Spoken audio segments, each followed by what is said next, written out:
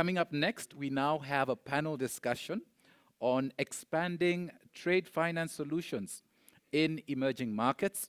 I think this will be a very lively discussion. We started off yesterday touching on the role and the impact of digital technology, and this is taking the conversation a step forward.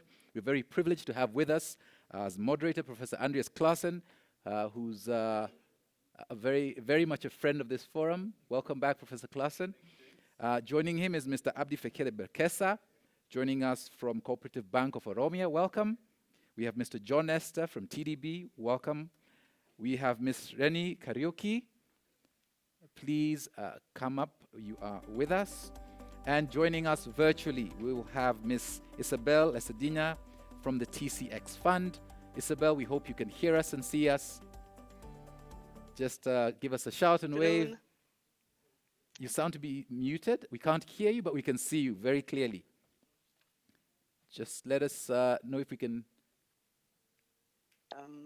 Good afternoon. Is it better now? Absolutely. We hear you loud and clear. Thank Perfect. you so much. Professor Klasen, over to you. Thank you very much for the kind introduction, also for the invitation. It's a pleasure to be here with you in Nairobi. And you're right, I'm happy and honored to be a friend of TDB and this forum.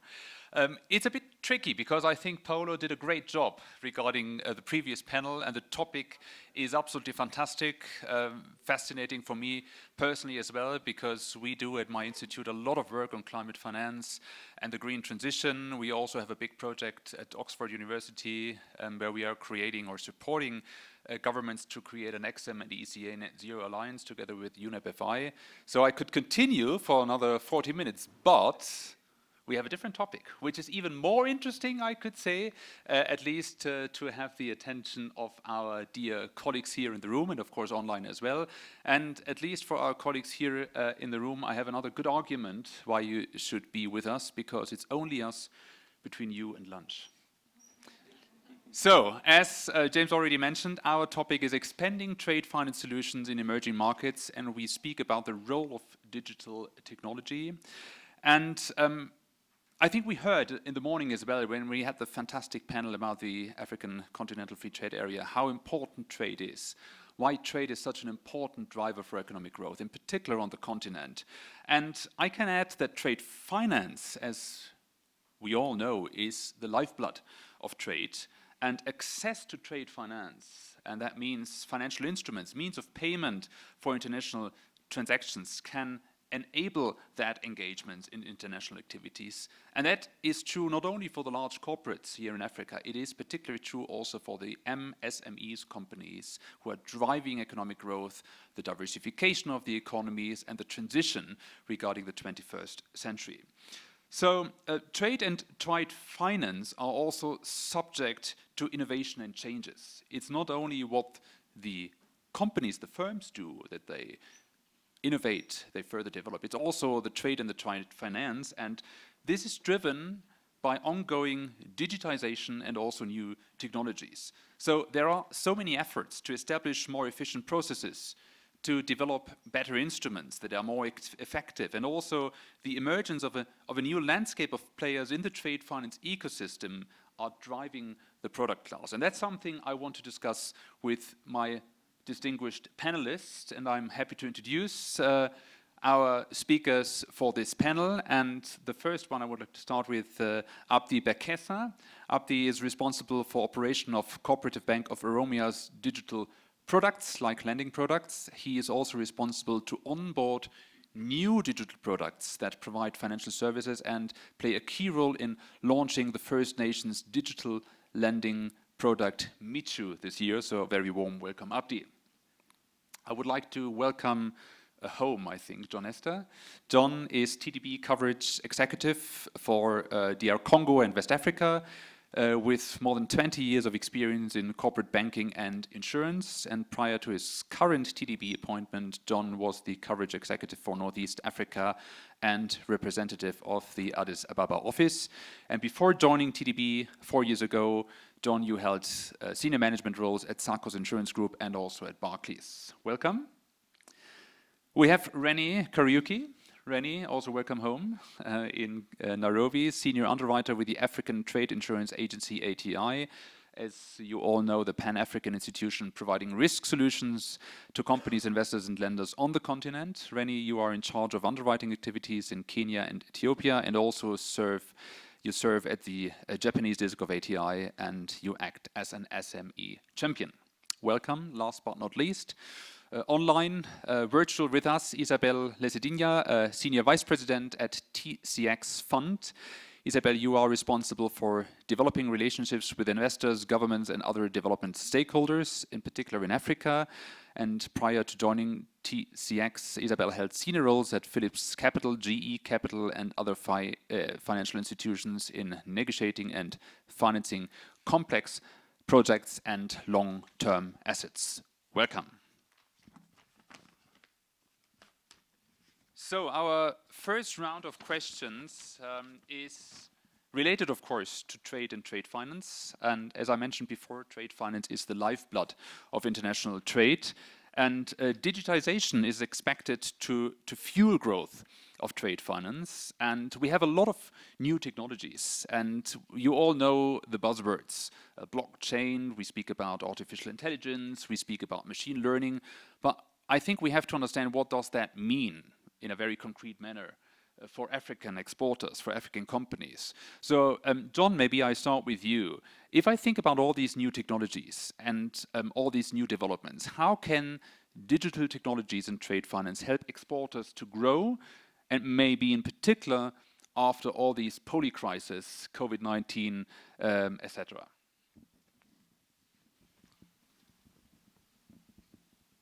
You can just speak.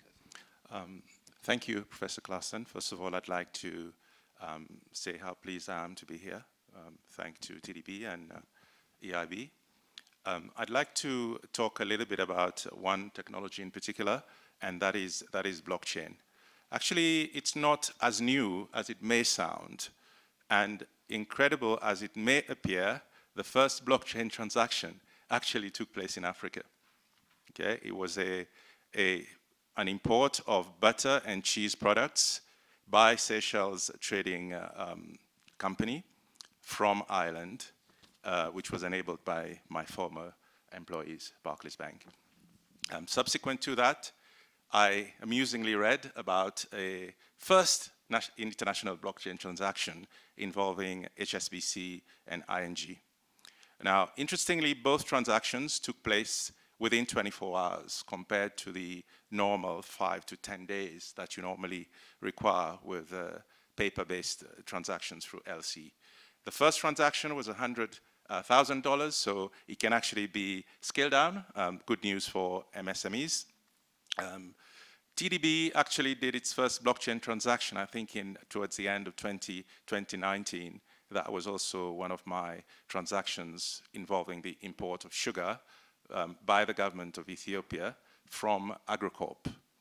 And obviously, that was not fully end-to-end blockchain because the partner at the other end had not been blockchain enabled at that time for regulatory reasons. So what we can see is blockchain actually has the capability to revolutionize trade finance transactions, to reduce costs because of the inbuilt automation, and also to actually speed up the transaction considerably.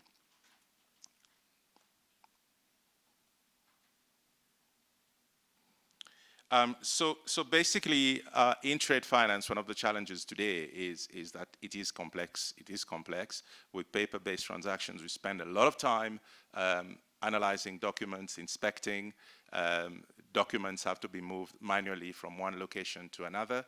And as we saw, TDB fortunately had started the sugar import contract with blockchain technology. At the time that we went into COVID at the beginning of 2020, the flights were not available to actually transport the documents physically from Nairobi to Addis and back. So fortunately, we were able to rely on the fact that we were blockchain enabled at the time to continue with the trade, saving grace. Thanks a lot. I think that was a perfect intro, telling us a bit more about the benefits of blockchain, the reliability, the security, the speed. I think also great that we had a bit of an idea of a large international commercial banks, Barclays, as you mentioned before, but also to learn what TDB does. Interesting for me, Abdi, is of course what you do as well at your institution and how your solutions such as Mitu can help exporters in your country to grow and how to develop. What are the digital solutions you can provide? Okay, thank you, Andre. Good evening, everyone. So basically, one thing that the pandemic has shown us that the potential of technology and it basically accelerated the digital transformation. So basically, when it comes to the trade finances, those technologies that we have mentioned have the potential in order to resolve the key aspects of international trade. Maybe from the SME point of view, maybe from the exporter point of view, maybe obtaining better price for its products might be a critical thing for him to decide. Or basically to have a trust between the buyer and the seller is critical for him. So basically this technology have the potential to revolutionize the overall trade financing aspects. Basically the issue of the trade process efficiency, the issue of the trust, the transparency, in terms of reducing the trade costs, these are the potential areas by which we can utilize those technologies.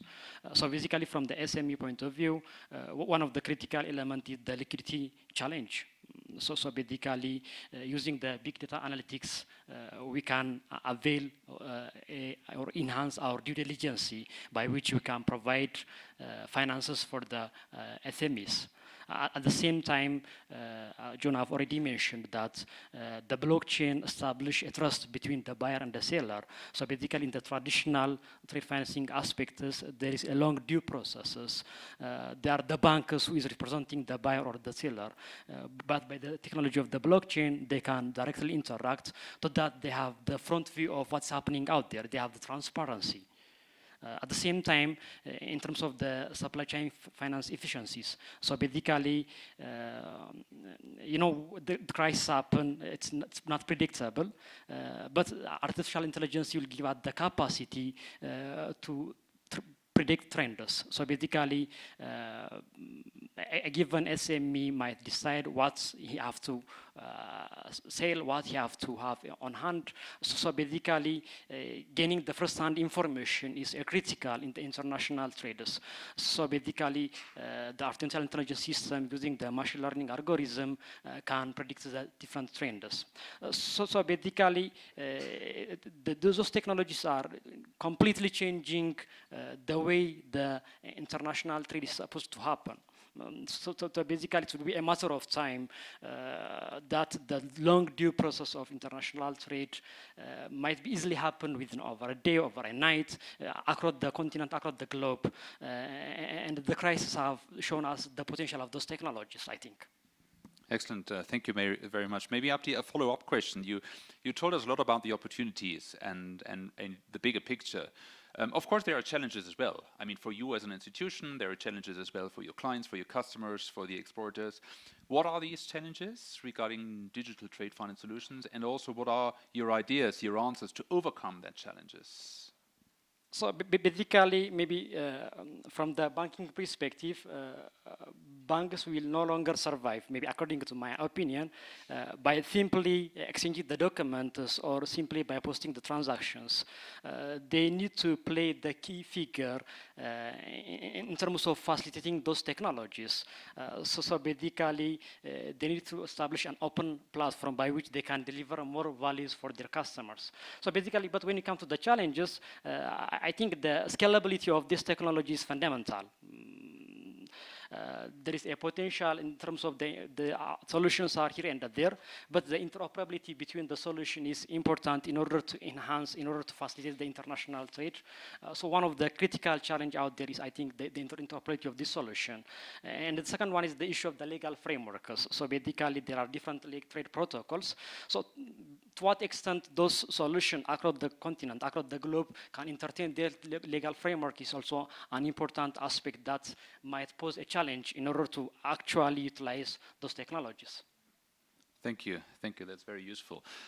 John, you heard what Abdi said, and of course that's his perspective, his bank's perspective as well. But it would be interesting to learn more about TDB's perspective as well. So if we think about the future and the opportunities for these solutions for a multilateral development institution such as TDB, but of course also, I mean, different challenges you might have, and TDB will have to find answers for that as well.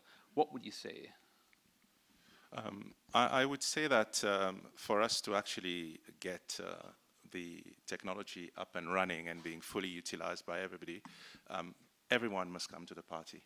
Every party must come to the party. So you've got basically in a trade transaction, you've got a supplier, you've got the supplier's bank, you've got the importer and their bank. So because you have the use of a single platform onto which everybody will enter data, and that platform is actually updated instantaneously, and is basically the information becomes available to all those parties, it means that everybody has to be on that system. Where you have partial blockchain enabling, you won't get the full efficiency of the system. So Abdi also talked to the challenges in some countries with regards to current legislation. Earlier we were talking about the IfTI, and that clearly is an opportunity for the framework to start looking at how we make things easy, at least from the African perspective. For TDB, obviously, we would like all our partner banks. We have a very strong FI proposition where we confirm LCs, refinance LCs for banks with which we partner to help them to build, obviously, to help them to support their SME clients in their respective markets. So we would very much like them to welcome the technology so that we can gain the efficiencies that we talked about earlier.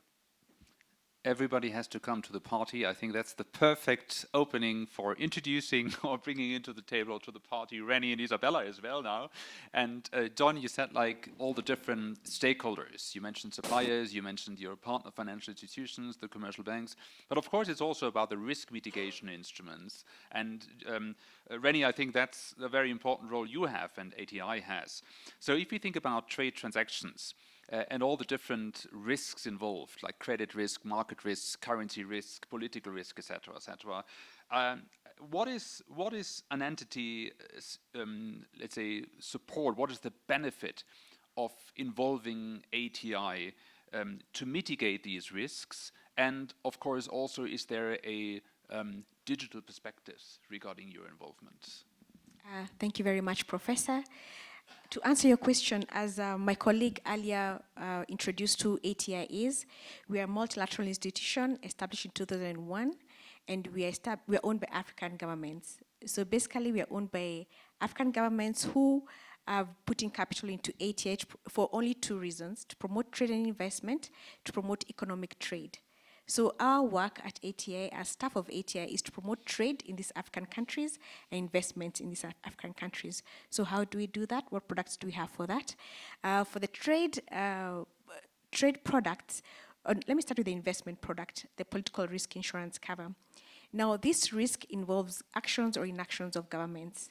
So when you're supporting any investment or political risk in a particular African country, we have to involve the government of that country. For IfTI, this is the easier risk based on experience, because for as long as the government is in support of a particular transaction in that particular country, we're able to do business in that country. I'll give you an example because I have permission to give this example. We recently supported Safaricom Ethiopia, which is the new telecom company in Ethiopia. We closed the deal this year, but we've been in discussions on this transaction since last year. Now, like other African countries, Ethiopia has been having issues with foreign exchange and transfer restriction of its currency. And unfortunately, last year, they also had a bit of civil unrest because of the Ethiopian government and the Tigray rebels who are not getting along last year and sometime this year. And for that reason, most of the investors, most of the supporters of this particular transaction were not willing to support Ethiopia and investors who are coming to invest in Ethiopia. So what we saw towards the end of last year is most of the people we partnered to support this particular project in Ethiopia ran for the hills. They're not willing to support Ethiopia because of the situation they are currently experiencing in the country. Now at IfTI, we view our member countries, African countries, as family. So when everybody is running away from that particular country, we do not run away too. We stick with the country and try to work things out.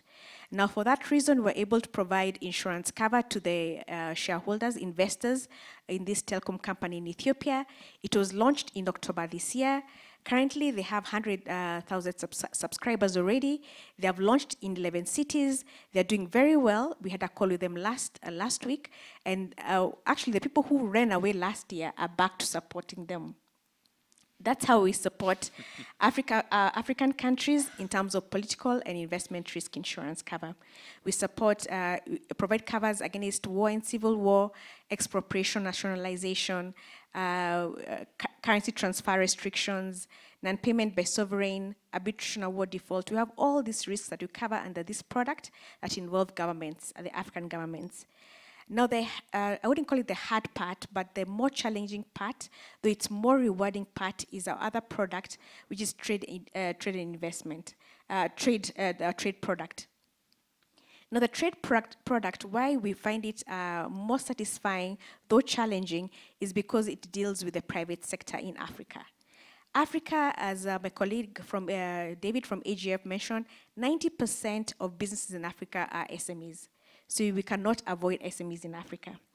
Now, what happens is because of information asymmetry, the fact that they don't have adequate financials, the fact that they do not want to disclose the current business performance accurately, we have a challenge in supporting this sector. Now, IfTI partners with FIs in Africa to support this particular sector. How do we do that? We provide a portfolio limit to the banks, to the FI, and in case of any loss, we share the risk with the FI. Now, this has encouraged the FI to venture into those sectors that they are previously shying away from. This is the agricultural sector, this is the women-owned enterprises, this is the climate sector, basically the sectors that FIs are really not eager to support because of various risks. Other than that, we also support the FIs with technical support. We provide advisory services. We do training for both the FI and the SMEs. We also help them in rolling out new products that are better suited to serve their SMEs. One more product. The issue in Ethiopia, which is also felt in other African countries, the issue of foreign exchange, we also have a product which is called the whole turnover product, where we support export business in Africa. Now, though we are not able to build hospitals and roads in particular countries, we are able to support the individual exporter in a particular country and in so doing, encourage foreign exchange into the country. So for Ethiopian exporters of fresh produce, for Kenyan exporters of African produce, we give them something called non-payment cover, where we tell them that you export this European company that you've never seen, probably will never see in your life, and if they don't pay you, we shall pay you on their behalf. We saw a lot of benefit for this product during COVID season, where there's a lot of challenges in the economy and there's a lot of delayed payments for exporters. We're able to support them with this particular product. Thank you, Professor. Thank you very much, Rennie. And you don't run away when there is political risk, when all the others run away, you mentioned. But I think Isabella does not run away when there is hedging, there is currency risk as well. Isabella, is that correct? Before I start asking you a question regarding the digital technologies and the digital perspectives, I would like to invite you just to very briefly explain what you do, what the fund does, and what are the benefits. Okay, thank you for that, Professor. Good afternoon, everybody, and thank you to TDB and EIB for this invitation and the opportunity to exchange with all of you. TCX is a development fund that's been created by a group of multilateral, regional, and national DFI with the sole purpose to provide currency risk solution in country when there are none. So, talking about being there when nobody's there, there is this principle of additionality.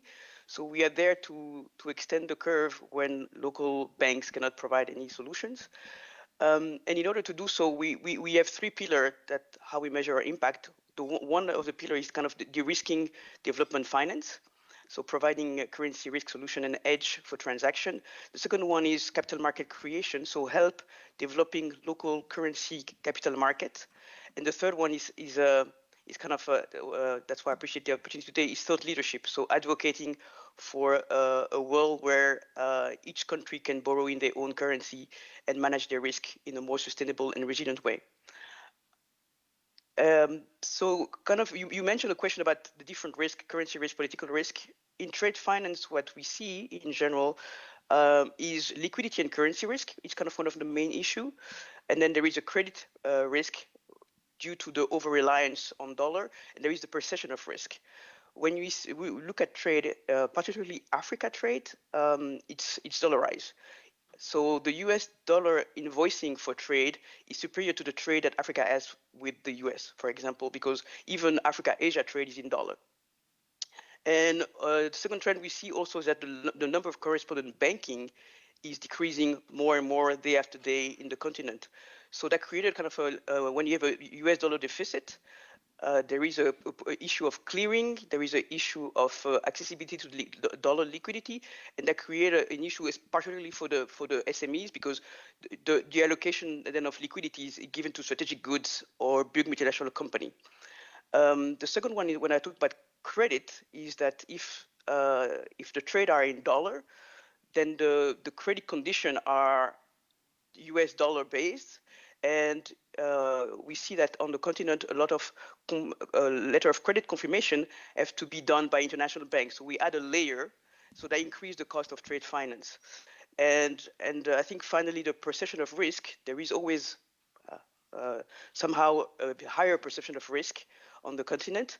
We see that in the percentage of rejection of trade finance transaction in Africa versus other regions, and they always mention different elements: credit worthiness, lack of collateral, lack of FX liquidity, or lack of transparency in data. And that's where I think that there should be solution at TCX. There are other solutions. Obviously, I think that the integration, the financial trade integration, is important, especially when we talk about the AFCA. So the ability to be able to work cross-currency within African currency without going through a hard currency from outside the continent might limit the need for liquidity in dollar. That would be something important. I think there is also the importance of developing the local currency market, allowing transaction and instrument to be developed in terms of hedging, future, forward, and all that. And I think the Central Bank of Nigeria had some very interesting initiative with their hedging tools on the OTC future market, allowing exporter and importer to use future to protect themselves. And I think there are other opportunities and initiatives working around. And one thing that we do, to speak specifically about TCX, is that we work with our shareholder DFI to provide currency risk solution for short-term, medium-term transaction on trade finance. And I think and we're trying to advocate also for, because a lot of DFI have trade finance program, but they're all in US dollars. So we are advocating for trade finance program in local currency. And we see that especially in times of shocks and turmoil, the need for currency risk hedging solution to mitigate the shock. So we work with DFI, where we can work together to provide, in addition to the FX solution, providing credit risk mitigation and guarantee to create this layer to make the whole trade finance more sustainable. Excellent, thank you very much. Can I focus a bit with my next question on the role of technology? I mean, how does technology, how does artificial intelligence, blockchain, how does that help you to be better, how to leverage more transactions, and how to work in a more efficient way with your clients, but also with your partners? What's the role of technology for TCX? The role of technology directly for TCX, because we are already kind of on the OTC market, we are already connected to the market through Bloomberg and other technologies such as this. So the role we use for technology for us is more in terms of creating transparency, providing data, because one of the issue of perception of risk is that people don't know the data. They don't know where the curve is for 7-year Sierra Leone. They don't know where the curve is for 18 months DRC. And most of the transactions that we do, we make sure that we provide as much as information to the international market to build this data curve, to meet the data point, to kind of creating transparency. And when they see that, because once you create a market, it means that there is an offer and demand, people know that they can do a transaction in the 3 years Sierra Leone or 18 months DRC, Congolese franc, etc., etc. So that's what we use technology for.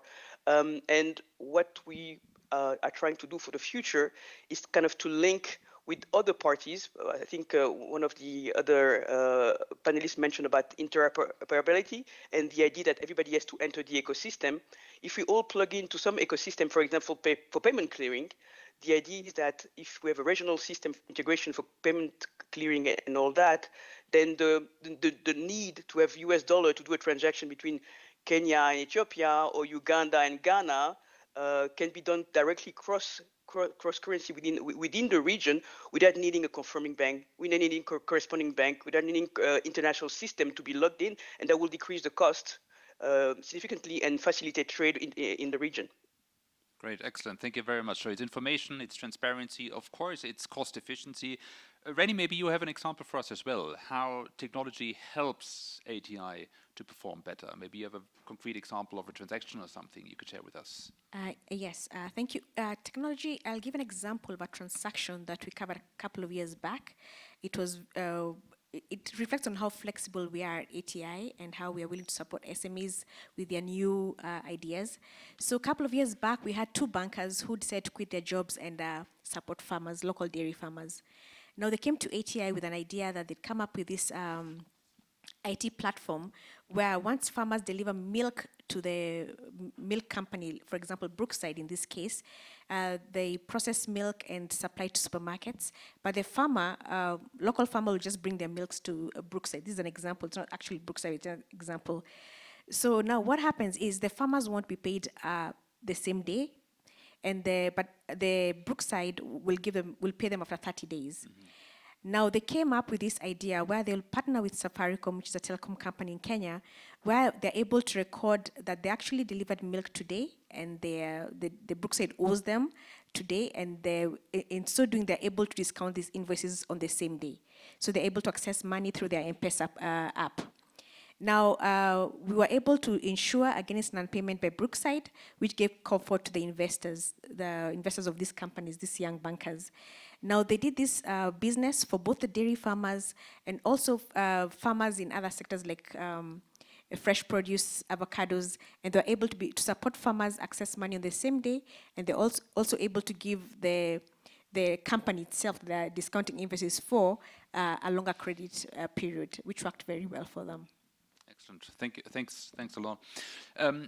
We have a couple of minutes left, and the bad news is without questions from the audience, there is definitely no lunch. So before I ask my panelists to have a final round of questions regarding the key takeaways, which will be something you can discuss over lunch, I'm more than happy to ask to take questions. And there is one. I just see a hand over there. Hello.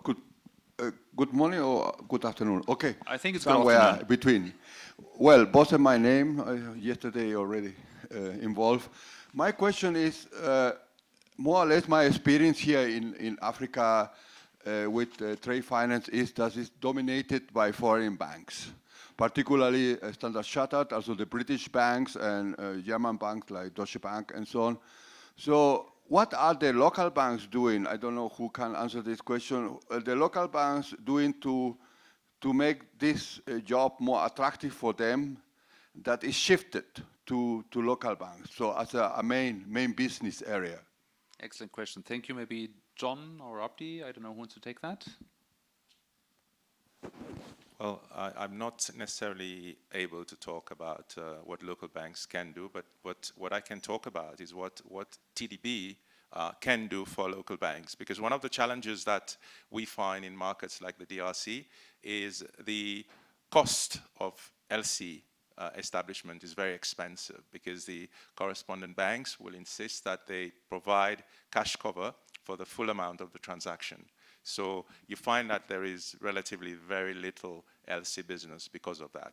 So what we do as TDB is we can actually put a line, a confirming line for a local bank that allows them where that line doesn't have to be cash covered. So they can open the LC and get confirmation by TDB on a clean basis. And it is really that confirmation business that most of the international banks are after, because they would expect that a transaction is routed to them, they will confirm, and then there will be some discounting on the other side.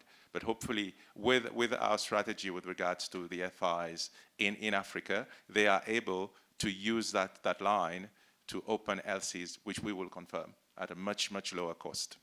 Very good. So very concrete solution, confirming LCs. Abdi, you may have another comment.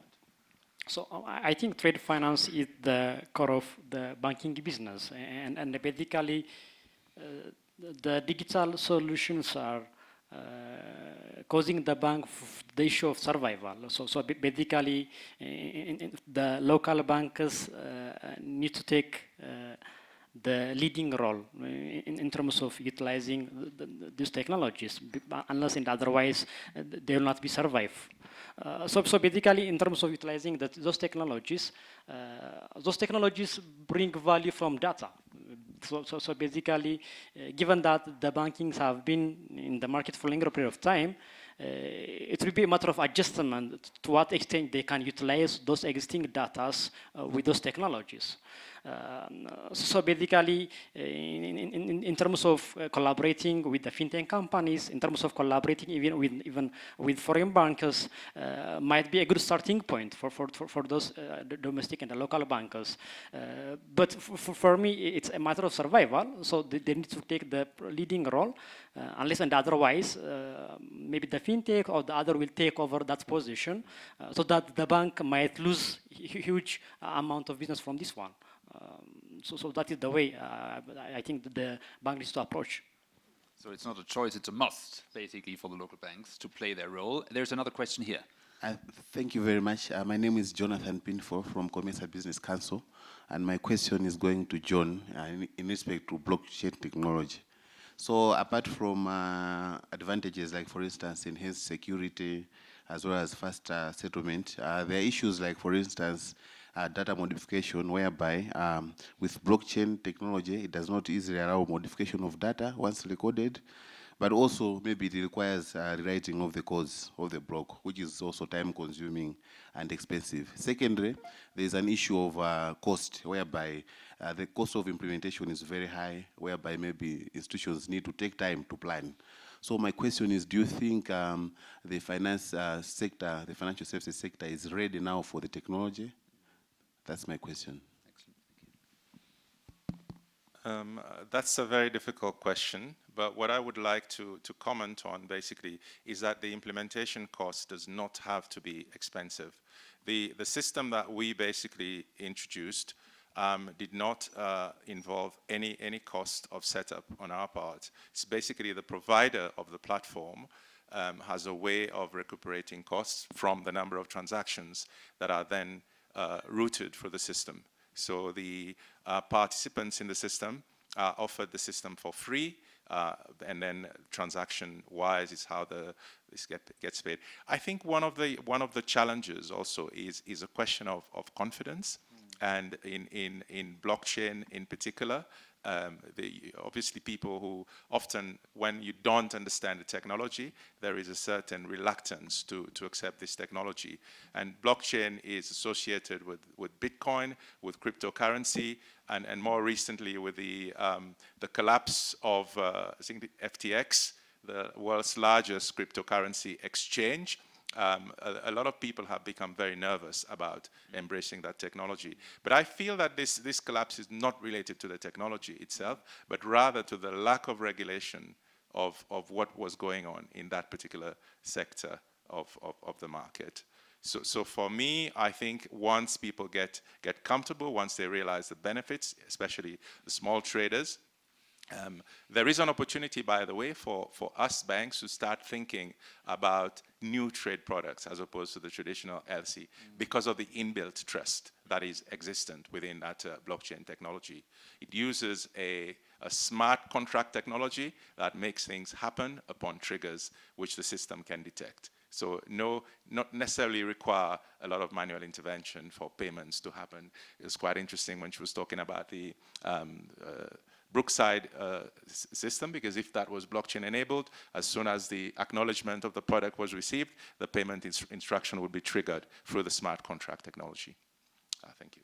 Excellent. Thank you very much. And I'm pretty sure there are a lot of questions, and you can discuss that over lunch. But before we do that, I would like to ask my panelists for a 30 seconds final comment. Like, what are the key takeaways? What are the top priorities if we think about technology at trade finance? And maybe I ask you to go first, Rennie. Thank you for that.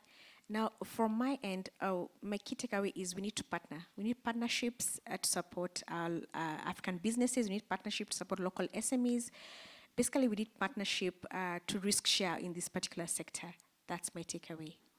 Oh, that was quick. Thank you very much. The partnership is key. Isabelle, maybe we can continue with you and ask you, what are the key takeaways for you? What are the main priorities regarding technology and trade finance? I agree totally with Rennie. Partnership is important. As in all technology, the idea is to build the ecosystem. There are a lot of solutions out there existing already, being for clearing of payment, being for KYC, gathering data using artificial intelligence, blockchain technology. I think all of us are developing different type of technology solution or de-risking product, and we should all try to plug them together to create this ecosystem that would unleash trade finance in Africa at the time of the Africa integration and growth. Thank you. Thank you very much. Abdi, what is your food for thought for us? So for me, I think the first thing priority, the scalability. I think the interoperability of this solution is important to implement across the globe. The second one is, I think, the inclusiveness. You have to bring every key stakeholders, on the international trade on a single platform. And the third one is, I think, the adaptability. The adaptation costs have to be considered, especially in order to include the SMEs. The adaptability is important. Very good, thank you. And last but not least, John. Well, not much to add. I think Isabelle has summarized my position very, very clearly. And I would just say, let's take the plunge, get on with it. Excellent. Brilliant. I would like to thank the panelists for a fantastic discussion. I really appreciate, and I think it was very, very entertaining, enlightening, and interesting also for our audience. I will thank you and hand over back to our Master of Conferences.